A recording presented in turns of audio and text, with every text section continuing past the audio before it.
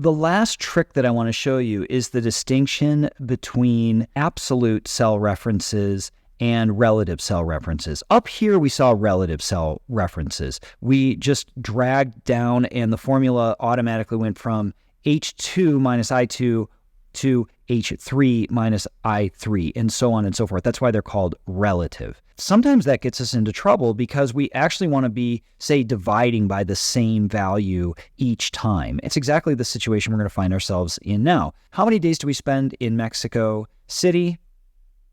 Well, it looks like we spent 4. How many days did we spend in San Miguel? 14. And how many days did we spend in Oaxaca? It was 12. Right now, these are in percent format. So 4 is written as 400%. We'll get there in just a moment. I want to know how much of my total time in percentages I am spending in each of the following cities. Now I'm going to show you how absolute cell references work. Let's take away the percentages and turn them back into plain old regular numbers. And we can get rid of the decimals because we don't need 4.00 days. We will sum up for a grand total of 30 days.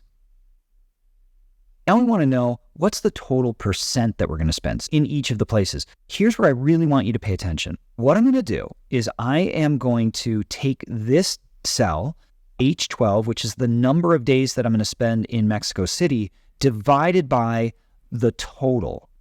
But I have to be careful because of what I'm about to show you. If I just do that and then I drag down, well, it's a relative cell reference. What it's doing is because it used to be 4 divided by 30, now it's 14 divided by, well, what's below 30? And what's below 30 is 0 or blank. So this gives you what's called divo, no solution. And the problem is up here, we really want to divide 4 by 30 and then 14 by 30 and then 12 by 30. So the way that we get around that is the denominator, we are going to put a $H, $15, and that says lock in on column H and also lock in on row 15. We do that, well, it doesn't change that piece of it at all, but now that we head on down, it takes care of the problem that we had. We are going to switch this over for percentage format. And we can add a border down here. I might want to take all of this and treat it as a title of sort. The way that I do that is merge cells or merge and center. Now it makes for a nice title.